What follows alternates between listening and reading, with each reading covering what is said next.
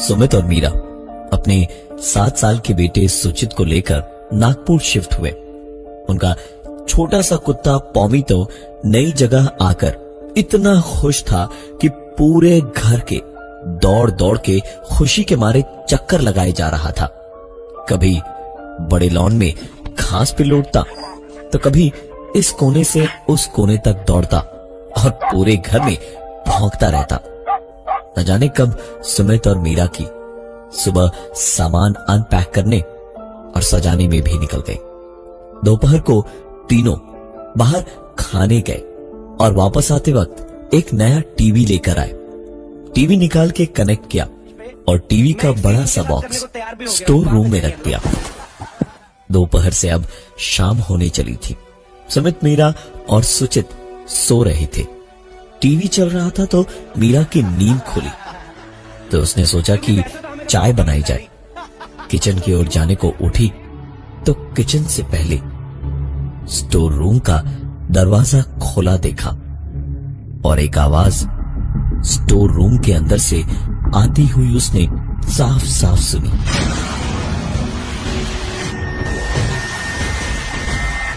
मीरा ने दरवाजा थोड़ा और खोला तो बाहर से आती हुई थोड़ी सी रोशनी में दिखा कि टीवी का बॉक्स अपने आप हिल रहा था। मीरा की आवाज उसकी हालत में अटक के रह गई। कोई भी उसकी जगह पर होता तो शायद भागता, चीखता या फिर शोर मचाता, लेकिन मीरा को पता नहीं क्या हुआ। वो दबे कदमों से उस टीवी वाले बॉक्स की ओर बढ़ने लगी और जैसे ही बॉक्स के पास जाकर मीरा देखने को झुकी, बॉक्स में से छलांग मार के पॉमी निकला और मीरा के चेहरे को बुरी तरह खरोचता हुआ वहां से भागा। मीरा चीख कर गिर पड़ी, लेकिन फिर उठी और खुद पे ही हंसती हुई निकल के किचन में चाय बनाने चली गई। खरोचे इतनी भी कोई गहरी नहीं थी कि कुछ करना पड़े। पानी से धोकर एंटीसेप्टिक लगाकर मीरा वापस अपना घर संभालने में लग गई। रात का वक्त था।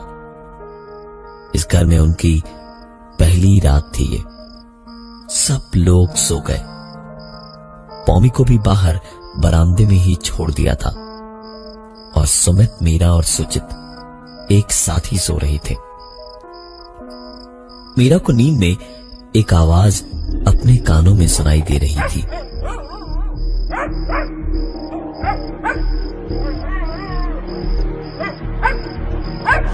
मीरा को इतना तो समझ आ ही रहा था कि ये पॉमी ही भौंक रहा था, लेकिन दिखाई कोई नहीं दे रहा था। आंख खोलने की लाख कोशिशों के बावजूद अपनी आंखें मीरा खोल ही नहीं पा रही थी और पॉमी का भौंकना और गुर्राना तेज होता चला जा रहा था। तभी अचानक आंख खोलते ही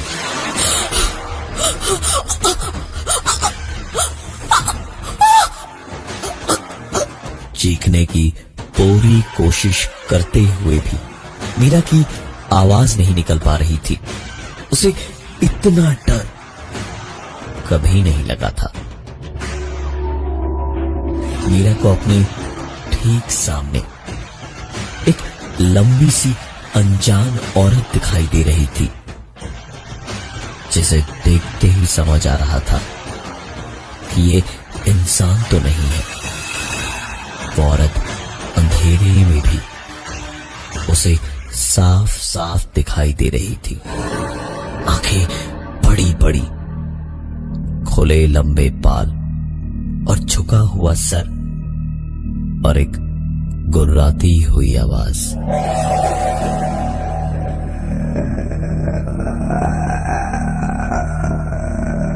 ये सब कुछ देखते हुए ही मीरा एक झटके से जोरदार चीख मारकर नींद से जागी तो देखा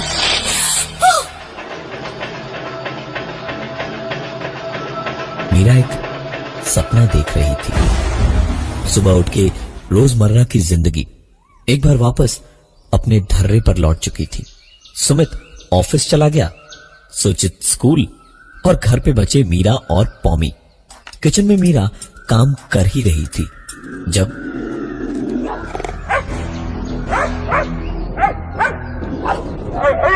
मीरा की रात के सपने की तरह ही पौमी सचमुच भौंकने लगा था। उसका भौंकना तो बंद होने का नाम ही नहीं ले रहा था।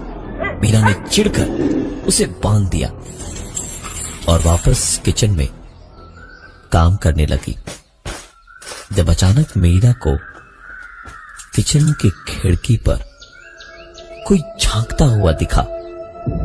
मीरा ने खिड़की से झांका, लेकिन वहां कोई नहीं था। मीरा दरवाजे तक गई। डरते हुए उसने दरवाजा खोला और देखा बाहर कोई था ही नहीं। मीरा बाहर झांक के देख ही रही थी जब अचानक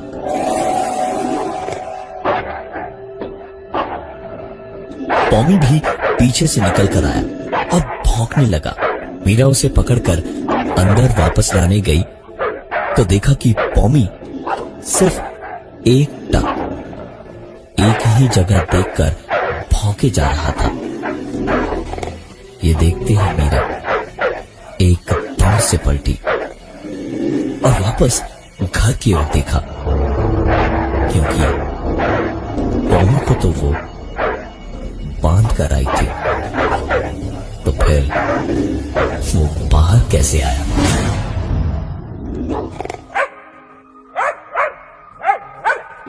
मीरा कुछ देर तक पौमी को डरी और परेशानी वाली निगाहों से देखती रही और फिर पौमी को पकड़ने मीरा नीचे झुकी तो पौमी भौंकता हुआ घर से बाहर भाग गया। मीरा जितनी देर में उसके पीछे भागकर उसे पकड़े, उतनी ही देर में पौमी कहीं गायब हो गया।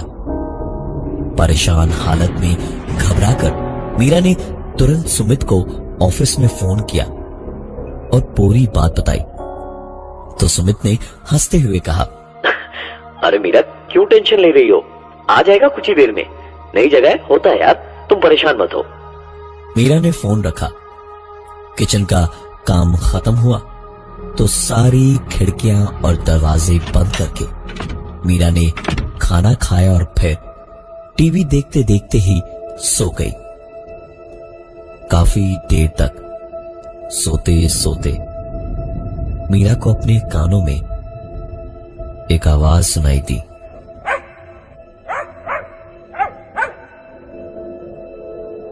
मीरा की आंख खोली तो उसे समझ आया कि पौमी जरूर लौट आया है। मीरा उठकर तुरंत भागी दरवाजे की ओर और दरवाजा खोलते ही मीरा को झटका लगा, क्योंकि पौमी की आवाज तो अभी भी आ रही थी, लेकिन पौमी वो दरवाजे पर नहीं था। मीरा को इस वक्त घबराहट से ऐसा लग रहा था जैसे हजारों चींटियां रेंग रही हों उस पर। मीरा ने बड़ी मुश्किल से अपनी घबराहट को संभाला और उस आवाज का पीछा करते हुए धीमे धीमे कदम बढ़ाते हुए आगे की ओर जाने लगी। मीरा की दबी हुई घबराहट अब और बढ़ने लगी, क्योंकि पौमी के भौंकने की आवाज स्टोर रूम से आ रही थी। मीरा ने स्टोर रूम का चरमराता हुआ दरवाजा खोला तो देखा सामने टीवी का बॉक्स रखा था और आवाज वहीं से आ रही थी। पूरे घर की खिड़कियां और दरवाजे बंद थे। पौमी अंदर आया भी तो कैसे? यही सोचते हुए मीरा बॉक्स की ओर बढ़ी और झुक के जैसे ही बॉक्स को खोला तो पौमी बॉक्स में से उछल के भौंकता हुआ भाग निकला और भागता भागता सीधा सामने किचन की ओर गया और किचन की बंद खिड़की से शीशों को दौड़ता हुआ बाहर लॉन में जा गिरा और अजीब सी आवाजें करता हुआ कुछ देर तक तड़पता रहा और फिर आवाजें बंद हो गई। मीरा बहुत घबरा गई थी। दौड़ के पॉमी को देखने किचन की खिड़की पे गई तो देखा बाहर लॉन की घास पर पॉमी पड़ा हुआ था। कांच के टुकड़े उसके बदन में धंसे हुए थे। बिना किसी आवाज के कुछ देर पॉमी तड़पता रहा और फिर उसने अपनी आखिरी सांसें ली। मीरा तुरंत अपने कमरे में भागी और उसने सुमित को फोन लगाया। सुमित भी सुनते ही थोड़ा घबरा गया और तुरंत ही घर आने को निकल पड़ा। कुछ देर के बाद दरवाजे की घंटी बजी तो मीरा ने उठकर दरवाजा खोला और रोती हुई सुमित से लिपट गई। सुमित किचन में गया तो देखा खिड़की खोली हुई थी। शीशा एकदम ठीक ठाक था और बाहर लॉन में भी पॉमी की लाश नहीं थी। मीरा को उसने बहुत प्यार से समझाया, मीरा सब ठीक है, पॉमी वापस आया ही नहीं होगा। तुम शिफ्टिंग से थोड़ा स्ट्रेस्ड हो, आराम करो, मैं घर पे हूं, थोड़ा सो लो, सब ठीक हो जाएगा। मीरा को कुछ भी समझ नहीं आ रहा था।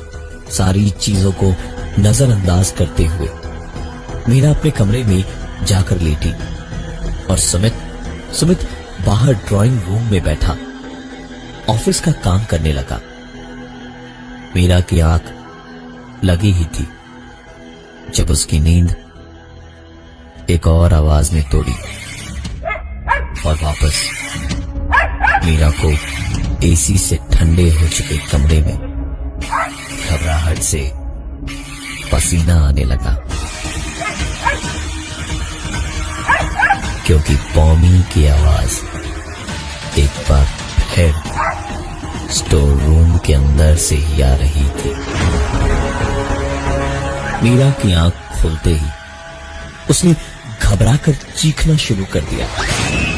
सुमित चीखें सुनकर भागता हुआ आया और देखा मीरा बुरे हाल में घबराई और परेशान सी चीखे जा रही थी। सुमित ने आकर किसी तरह उसको शांत किया तो वो रोती हुई सुमित से जिद करने लगी कि पॉमी को निकाल दे बाहर किसी भी हाल में। मीरा पॉमी को घर के अंदर देखने को राजी नहीं थी। सुमित भी हार कर पॉमी को बाहर छोड़कर आया। अंदर घर में सुमित मीरा को समझा बुझाकर शांत कर ही रहा था जब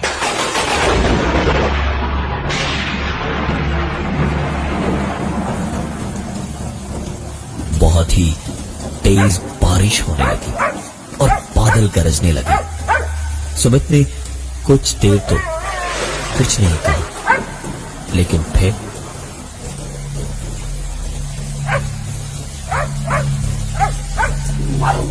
पॉमी के भौंकने और रोने की आवाजें सुमित को परेशान किए जा रही थी।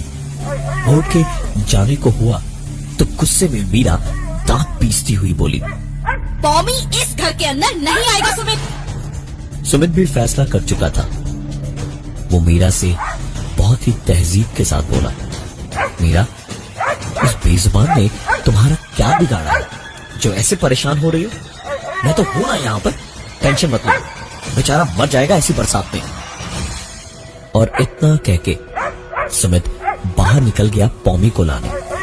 बाहर जाने के तकरीबन 2 मिनट के अंदर ही भौंकने की आवाज बंद हो गई और इतनी देर में सुमित को वापस आ जाना चाहिए था।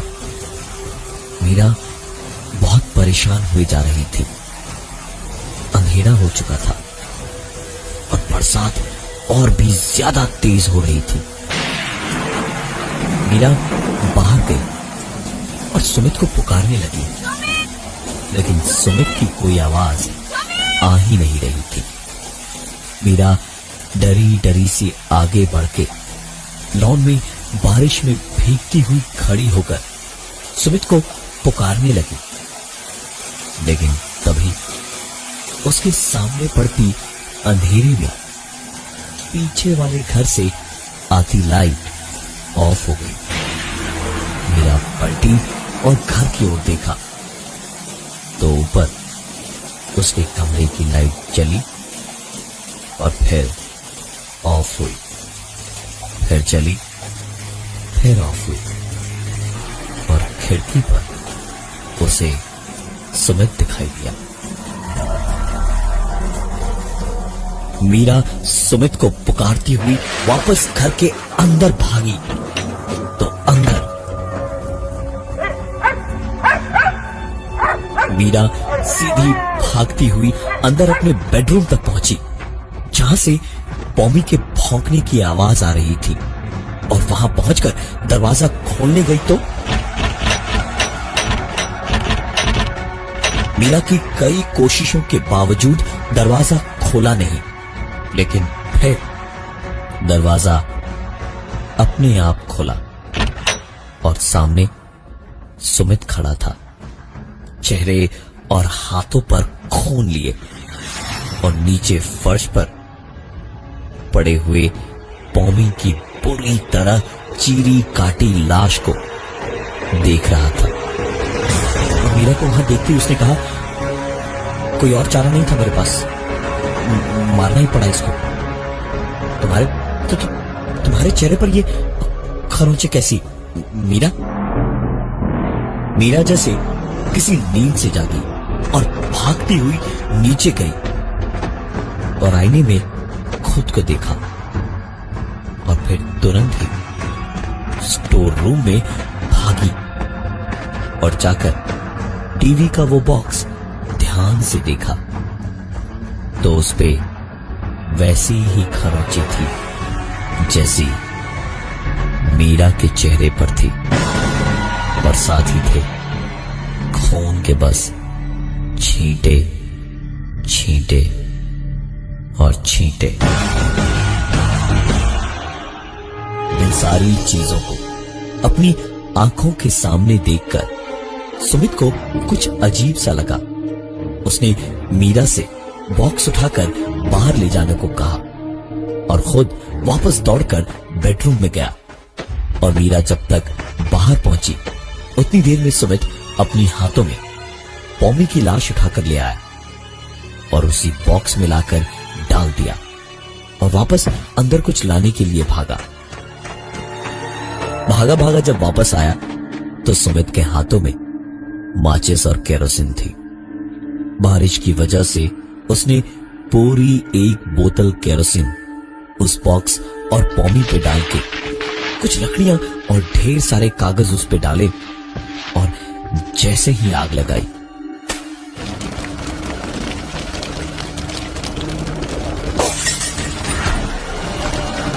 बाहर बरामदे का बल्ब जोर से फटा।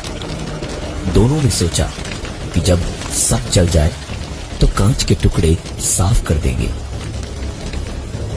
सुमित और मीरा का बेटा सुचित ऊपर कमरे में बड़े आराम से सो रहा था, लेकिन जैसे जैसे वो आग बढ़ती गई घर के अंदर की एक एक लाइट फूटकर चकनाचूर होती जा रही थी। सुमित और मीरा तुरंत सुचित को पुकारते हुए अंदर भागे और सीधे सुचित के कमरे के पास जाकर रुके, लेकिन वहां पहुंचकर देखा दरवाजा अंदर से बंद था। लाख कोशिशों के बावजूद दरवाजा खुल ही नहीं रहा था और दरवाजे के नीचे से दिख रहा था कि अंदर बत्ती जल रही है। घर की सारी लाइट्स फूट चुकी थी, सिर्फ इसी कमरे की बत्ती बची हुई थी। सुमित और मीरा खटखटाते हुए बस सुचित सुचित पुकारते जा रहे थे, लेकिन वो 7 साल का बच्चा कर भी क्या लेता। आखिरकार इस एक आवाज के साथ चारों तरफ जैसे सन्नाटा पसर गया। मीरा चीख मारकर सुमित से लिपटकर रो पड़ी और उसी वक्त कमरे का दरवाजा खुल गया और सामने जो सुमित और मीरा ने देखा उसे एक ही सांस में जितनी उन्हें राहत मिली उतनी ही घबराहट उनकी बढ़ भी गई, क्योंकि अंदर कमरे में सुमित और मीरा का 7 साल का बेटा सुचित बिस्तर पर नहीं था। मीरा पागलों की तरह रोती जा रही थी और सुमित सुचित का नाम पुकारे जा रहा था। दोनों पूरे घर में भाग भाग के उस बच्चे को ढूंढ रहे थे जब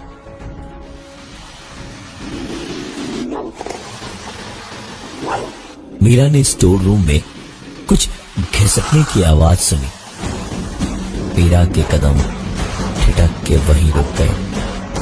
वो धीमे धीमे स्टोर रूम में गई और देखा एक दूसरा बॉक्स जमीन पर इधर उधर खिसक रहा था। मीरा बॉक्स के पास पहुंची और झुककर उसने जैसे ही उस बॉक्स को खोला तो सुचित उस बॉक्स से भौंकता हुआ कमरे के बाहर भाग गया। तकरीबन 3 महीने के बाद एक दूसरा परिवार वहां रहने आया। नई नई शादी हुई थी दोनों की। सारा सामान रख के कुछ देर सुस्ताने बैठे ही थे जब उठकर दोनों ने फोटो फ्रेम उठाया तो देखा दोनों की शादी की बड़ी सी तस्वीर के ऊपर का कांच तो फूटा हुआ था, लेकिन अजीब बात यह थी कि फोटो पर लंबी लंबी खरोंचे ऊपर से नीचे तक थी।